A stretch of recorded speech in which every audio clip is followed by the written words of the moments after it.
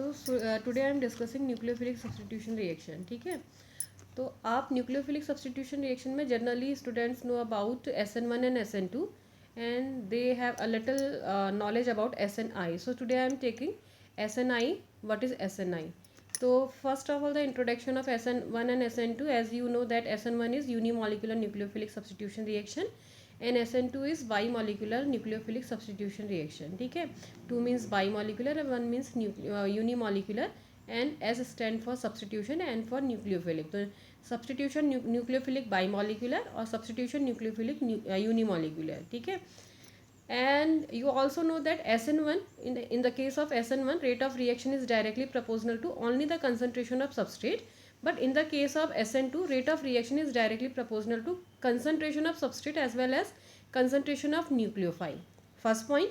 Second point, SN1 is two-step reaction and carbonium ion is formed in the case of SN1, and the main point is in the case of SN1, if we see the stereochemistry of SN1 reactions, then racemization takes place in the case of SN1. Means if we have a compound which has a chiral center, means suppose compound is R configuration, or we can say that if we have a dextro compound, then we will get a dextro mixture of dextro plus levo. ठीक है, this is known as racemization. It means if the compound has R configuration, then after the reaction you will get the product one with R configuration and another one is S configuration. ठीक है, so this is a mixture of R or S, or we can say that we will get the mixture of D and L. This is known as racemization reaction. ठीक, but in the case of SN2 you have read that in the stereochemistry of SN2 part the inversion takes place. What does it mean? If the starting material has R conformation, then product you got the product with S conformation and vice versa. If starting material has S conformation, then you will get the product with R conformation. ठीक है, तो opposite होना it means that is inversion. But in the case of SN1 you got the mixture of product. One is same configuration. If you reactant is R, then R, and another one is S, then we got the mixture of R and S or D and N. That means racemization takes place in the case of SN1, but inversion takes place in the case of SN2. ठीक, तो now what is SNI? ठीक है, the reaction of alcohol, when the reaction of alcohol is done by thionyl chloride, SOCl2, this is known as thionyl chloride, then alkyl chloride plus sulfur dioxide and HCl, these things are formed. अब देखो क्या हुआ in the case of this reaction. ठीक, if alcohol is suppose R, ठीक, तो if reaction goes from the pathway of SN1, then what will you got? If starting material is S configuration, then you will get R plus S mixture racemization. ठीक है, और यदि reaction कैसे जाएगी आपकी through SN2 pathway, then the if ये starting material का configuration यदि R होगा तो आपको क्या मिलना चाहिए? S. ऐसे ही होना चाहिए ना, जब भी हमने डिस्कस किया था. यदि क्या था आपका the reaction of alcohol with thionyl chloride is equal to this is also nucleophilic substitution reaction 1OH. this nucleophile attacks here, chlorine comes here, and what can be formed? RCl plus SO2 plus HCl. ठीक है, RCl plus SO2 plus HCl. ठीक, but क्या था आपका, देखो इससे पहले जो रिएक्शंस नोन थी that is SN1 and SN2. इसमें क्या केस था आपका, यदि ये मानते हुए चलते कि ये जो रिएक्शन है वो SN1 से होते हुए जाती, तो यदि यहाँ का chiral, if you use chiral alcohol as a starting material, ठीक, तो यदि उसका कन्फिग्रेशन R होता, तो यदि SN1 से जाती तो हमें क्या मिलता? We will get R plus S, means दोनों का मिक्सचर मिलता. और यदि ये रिएक्शन का मैकेनिज्म SN2 से जाती, तो स्टार्टिंग मटेरियल यदि R होता तो क्या मिलना चाहिए था? S, क्योंकि वो हम पहले पढ़ चुके हैं. आप SN1 SN2 में डिटेल में पढ़ते हैं कि in the case of SN1 racemisation takes place and in the case of SN2 क्या होता है आपका? इन्वर्जन होता है. ठीक, अब इस रिएक्शन में क्या हो रहा था आपका, यदि आपका स्टार्टिंग मटेरियल R था तो आपका प्रोडक्ट भी S ना मिलके क्या मिल रहा था? R, जो कि ना तो किस में डिस्कस हो रहा था आपका SN1 में, ना ही किस में हो रहा था आपका SN2 में. ठीक, तो यहाँ से एक पॉइंट निकलता है कि there is a new type of mechanism which explain the formation of this alkyl chloride by this alcohol, ठीक है, that is known as SNI. S stand for substitution, N for nucleophilic and I for internal. So this is internal nucleophilic substitution reaction. समझ में आ रहा है क्यों नया कारण निकला?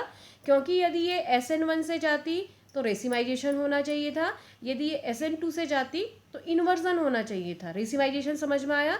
यदि स्टार्टिंग मटेरियल कायरल है और उसका कन्फिग्रेशन R है तो R और S का मिक्सचर मिलता. कब? जब कैसा होता आपका SN1 से जाती और SN2 से जाती तो क्या होता? R होता. तो क्या मिलना चाहिए था आपका S. तो कैसे जाती है आपकी SN2 से. लेकिन इस केस में क्या हो रहा था, R अल्कोहल था तो R ही एल्किल हैलाइड मिल रहा था, जो कि डिफरेंट बिहेवियर शो कर रहा था कि this is different type of reaction. ठीक है, तो यहाँ से नई एक मैकेनिज्म प्रपोज हुई, that is known as internal nucleophilic substitution reaction और सब्सटीट्यूशन न्यूक्लियोफिलिक इंटरनल. ठीक है, for example this is a chiral compound because this carbon contain 4 different group, hydrogen, methyl, phenyl and OH. So this is a chiral center. So this compound is optically active. There is no symmetry present in this compound. This compound is optically active compound. ठीक है, when this compound react with SOCl2, this is thionyl chloride which is represented over here as double bond O ClCl. When this compound react with SOCl2, then chlorine replace this OH. ठीक, तो what will be form?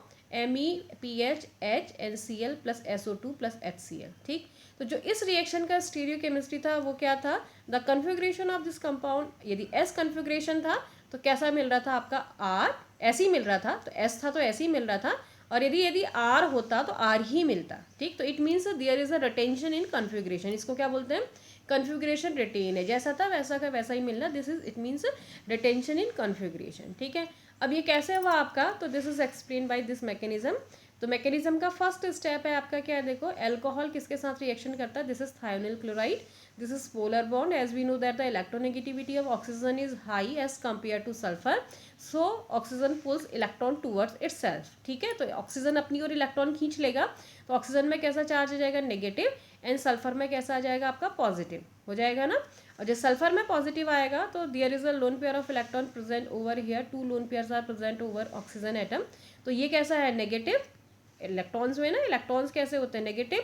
And ये sulphur है positive, तो ये यहाँ पर attack हो जाएगा. ठीक हो गया. तो क्या बन जाएगा आप देखो, तो ये अपना एक इलेक्ट्रॉन डोनेट करेगा, फिर बॉन्डिंग होगी. सॉरी यहाँ प्लस रह गया. हाँ, तो क्या हो गया फिर आपका? ROH S Cl ऐसा ही रहा, Cl ऐसा ही रहा. O नेगेटिव समझ में आ रहा है ना. ये इलेक्ट्रॉन्स पुल कर रहा है, दैट्स वाई इसमें कैसा आ रहा है आपका? नेगेटिव चार्ज आ रहा है. और ये कैसा हो गया आपका? क्योंकि it oxygen donate 1 electron two sulphur atom, तो ये कैसा हो गया आपका? पॉजिटिव.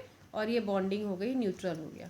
ठीक है, next, because chlorine is a leaving group, ये यहाँ से निकल जाएगा. तो क्या हो जाएगा? Cl negative, because is highly electronegative as compare to sulphur. तो कैसे निकलेगा? With lone pair of electrons. तो ये सल्फर क्लोरीन नेगेटिव निकल जाएगा. तो सल्फर कैसा हो जाएगा? Positive. Here sulphur positive, oxygen negative, it means sulphur oxygen double bond, और कुछ नहीं होना है. ये सल्फर ऑक्सीजन डबल बॉन्ड, और बाकी जैसा था ऐसा का ऐसा ही रहा. ठीक है, because oxygen contain a positive charge over here and oxygen is electronegative atom. तो क्या होगा? It the positive charge over present on oxygen atom, it weaken the bond between oxygen and hydrogen. ठीक, तो यदि ये बॉन्ड वीक हो जाएगा तो क्या हो जाएगा? Because it's has a positive charge, oxygen pulls electrons towards itself. ठीक, तो ऑक्सीजन अपनी ओर खींचेगा, क्योंकि उसमें कैसा चार्ज है?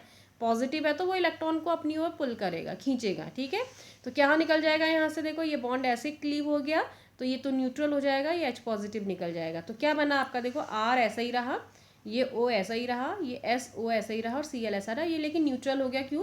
क्योंकि इसने बॉन्ड इस फैशन में क्लीव हो रहा है. ठीक है, now this is internal nucleophile. तो ये कौन जो क्लोरीन है, it act as a internal nucleophile.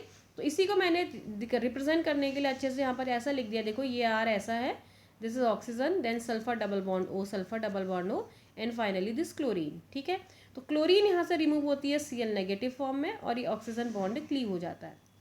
ठीक, तो क्या लग रहा है? देखो, जिस साइड से, जैसे ये R है, इस साइड से तो क्लोरीन अटैक नहीं कर रही ना, बैक साइड से. किस साइड से अटैक कर रही है? जिस साइड से ऑक्सीजन रिमूव हो रहा है उसी साइड से क्लोरीन अटैक कर रही है. समझ में आ रहा है? यदि ऐसा होता R में क्लोरीन इधर से अटैक करती, तो हम ये कहते हैं कि जहाँ से लिविंग ग्रुप होता है बैक साइड से अटैक हो रहा है. समझ में आ रहा है? यदि क्लोरीन कहाँ से अटैक करती, दिस साइड से अटैक करती, तो it means that is back side attack, ठीक है. But here what you are seeing that chlorine eliminate from this side, ठीक है, या oxygen eliminate from this side and chlorine also enter from same side, ठीक है. यहीं से R के राइट हैंड साइड से ही ऑक्सीजन निकल रही है और R के राइट हैंड साइड से ही क्लोरीन एंटर कर रही है. तो क्या होगा आपका जो R में जहाँ से यहाँ से OH यहीं से तो आ रहा है ना, ऑक्सीजन यहीं तो जुड़ा है, यहीं से ऑक्सीजन निकलेगी और यहीं पर क्या जुड़ जाएगा आपका क्लोरीन. तो what will form RCl plus क्या हो जाएगा, देखो S डबल बॉन्ड हो, सल्फर में कैसा चार्ज हो जाएगा, ऐसे टूटेगा तो पॉजिटिव, ये कैसा हो जाएगा नेगेटिव, ये क्या हो जाएगा SO2 सल्फर डाइऑक्साइड. समझ में आ गया. तो this is the mechanism of internal nucleophilic substitution, internal nucleophilic substitution reaction. सबसे मेन पॉइंट है कि कहाँ पर स्ट्राइक करता है कि this is some another type of reaction. वो कहाँ पर चलता है, जब अल्कोहल की थायोनिल क्लोराइड के साथ रिएक्शन की जाती है तो एक्सपेक्ट ये किया जाता था कि SN1 से जाएगा.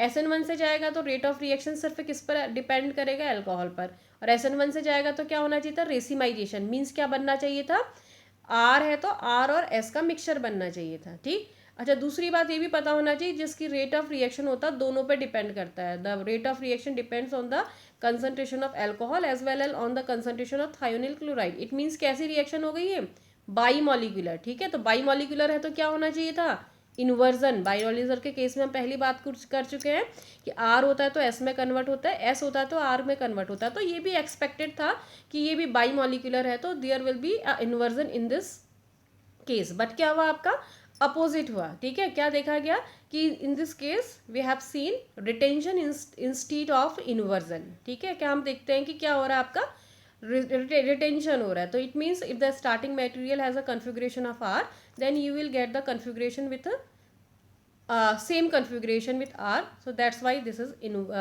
retention in configuration, ठीक है.